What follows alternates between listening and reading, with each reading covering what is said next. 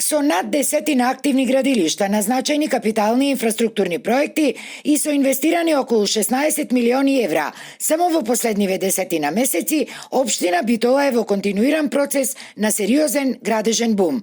Спортско-рекреативни објекти, детски градинки, булеварско решение за влез и излез од градот кон прилеп и Скопје, изградба на заобиколница, гасификација на општината, но и изградба на пречистителна станица се само дел од проектите на кои се работи и кои главно се финансирани со парите од двата јавни повици на оваа влада, уверува битолскиот градоначалник Тони Коњановски. Битола никогаш во историјата немала толкава инјекција од владата.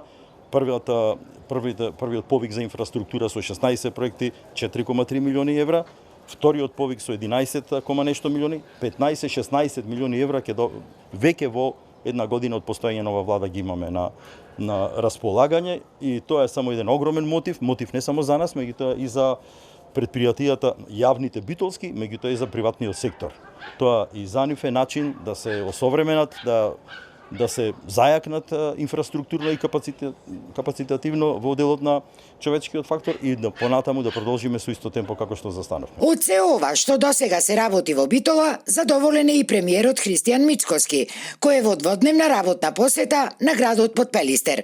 Тој изврши увид и во досега сработеното, но и во она што ќе следи во вториот мандат на актуелниот градоначалник, кому веќе му е дадена довербата да влезе во трка и за втор мандат. И убеден сум дека се тоа значи додадена вредност и ќе значи додадена вредност во квалитетот на живот на битолчани. Уште еднаш сакам да му честитам на градоначалникот за посветената работа досега.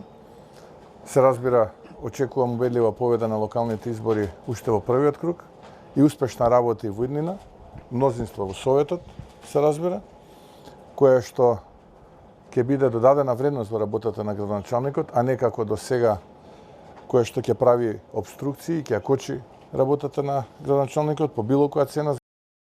Исто така, денеска во Битола беше означен и стартот на градежните работи за реконструкција на руинираното старо кино Партизан, кое до крајот на годинава треба да прерасне во мултифункционален модерен културен центар со кино, театар и други содржини. Вредноста на овој проект е 96 милиони денари и ќе работи под капата на Министерството за култура.